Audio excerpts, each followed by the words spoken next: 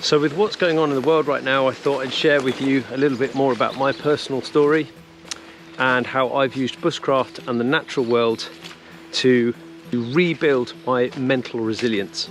So let's just rewind the clock. At 22 years of age, as a Royal Marine Commando, I'd already been to war, I'd been injured, I'd come back, I'd had surgery on a knee, and I'd already carried the coffins of some of my friends. It was a particularly hard time for me.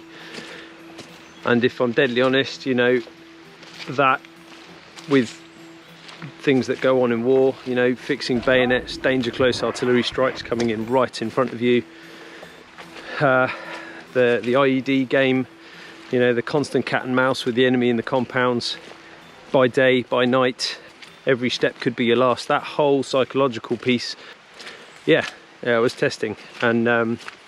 And to say after, obviously, after the funerals, etc., I was really struggling. I would then go on to conduct a further 5 operational deployments and got moved to a tier 1 unit where I was in a support role. And yeah, like I said, I mean, some of the roles I did on those tours were more logistical and some of them much more clandestine. That said, and coupled with a couple of civilian traumas, you know, kind of whilst at home on leave, or it really doesn't matter whether you've had what you've been through, what your point of stimulus was, but the point is, once that chronic stress is there, you've got to find ways to learn to manage that. I didn't speak out soon enough. I really should have. I think part of that was that whole alpha male environment I was in, very high speed, think the world of sort of special operations and stuff like that. You need a certain level of ego. You need to know that you're the biggest, baddest thing on the battlefield out there, because the work you're doing is so demanding. You need to fortify yourself, and that commando mindset that I'd had for so long had been severely tested.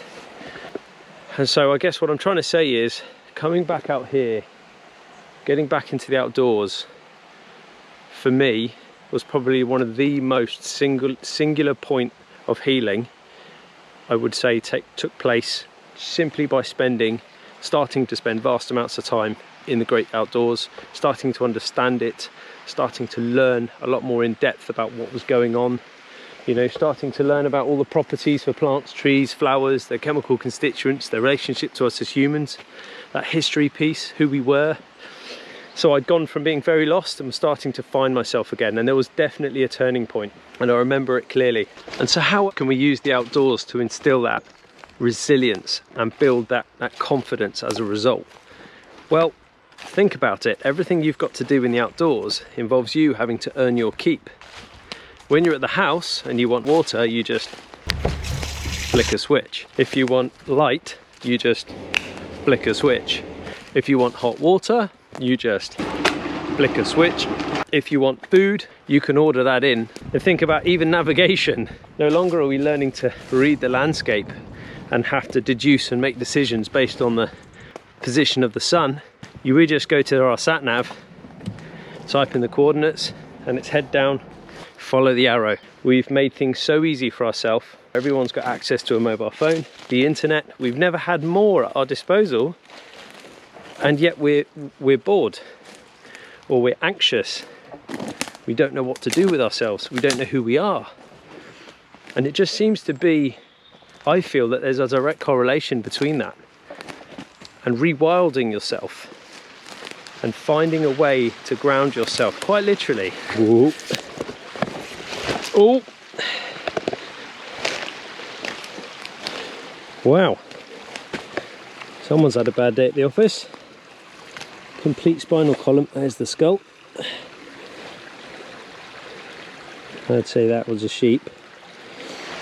Just the simple act of, you know, not having to move around on machine leveled floors and having to go across some more difficult bits of terrain means, you know, it's taxing, it's burning calories, but the reward's all that bit sweeter when you finally get somewhere that's flat and you can set up camp. Everything comes at a cost and everything is earned in the outdoors. That's my view. You know, you collect the water, you need to filter it, you need to purify it. You've then got to maybe let it cool to then be able to drink it. That's earned.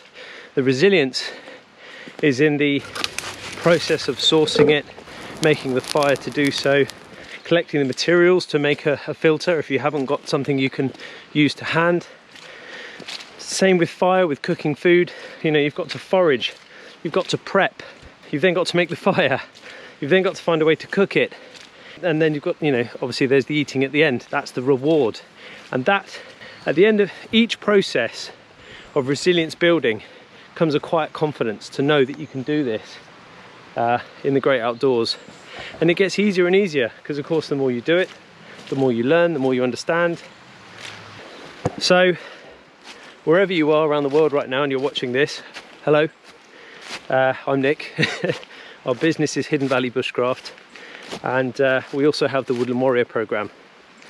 All our courses are centered around bushcraft and the natural world, trying to get people to come together and recreate that sense of tribe, rewild themselves, and reconnect with the outdoors.